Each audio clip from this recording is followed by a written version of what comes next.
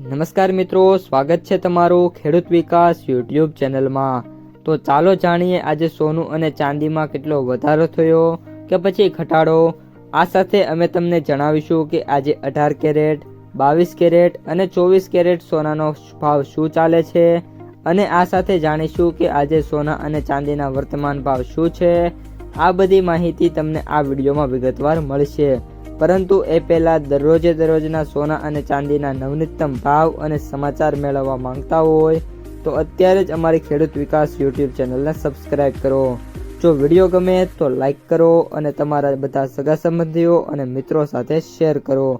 આજના 18 કેરેટ સોનાના ભાવની વાત કરીએ તો આજના 18 કેરેટ સોનાના ભાવની વાત કરીએ તો 1 ગ્રામ સોનાનો ભાવ 12,077, 8 ગ્રામ સોનાનો ભાવ 96,616, 10 ગ્રામ સોનાનો ભાવ 1,20,770, 100 ગ્રામ સોનાનો ભાવ 12,07,700 રૂપિયા।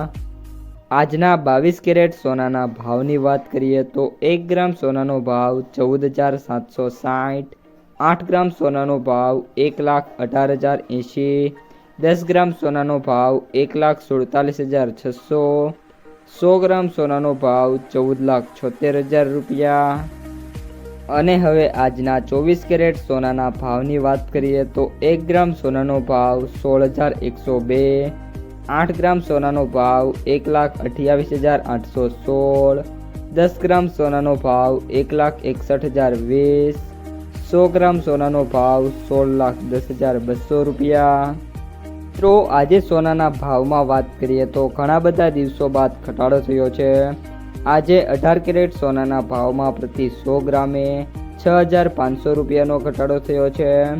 22 કેરેટ સોનાના ભાવમાં પ્રતિ 100 ગ્રામે 8,000 રૂપિયાનો ઘટાડો થયો છે અને 24 કેરેટ સોનાના ભાવમાં પ્રતિ 100 ગ્રામે આજે 8,700 રૂપિયાનો ઘટાડો થયો છે। આજના ચાંદીના ભાવની વાત કરીએ તો 1 ગ્રામ ચાંદીનો ભાવ 285, 8 ગ્રામ ચાંદીનો ભાવ 2,280, 10 ગ્રામ ચાંદીનો ભાવ 2,850, 100 ગ્રામ ચાંદીનો ભાવ 28,500, 1 કિલો ચાંદીનો ભાવ 2,85,000 રૂપિયા। આજે ચાંદીના ભાવમાં વાત કરીએ તો કોઈ પણ પ્રકારના અપ્સ એન્ડ ડાઉન નથી જોવા મળી રહ્યા। સિલ્વર ETFમાં આજે 0.20 થી લઈને 1% સુધીના ઘટાડા છે।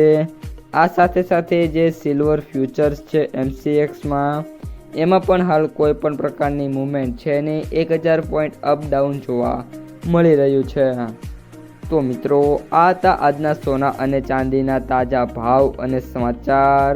જો તમને વિડીયો પસંદ આવ્યો હોય તો વિડીયોને લાઈક કરી દેજો। આ સાથે જ તમારા મિત્રો અને સગા સંબંધીઓ સુધી આ વિડીયોને શેર કરી દેજો અને જે પણ મિત્રો આપણી યુટ્યુબ ચેનલમાં નવા છે એ ચેનલને સબસ્ક્રાઈબ કરી નાખજો।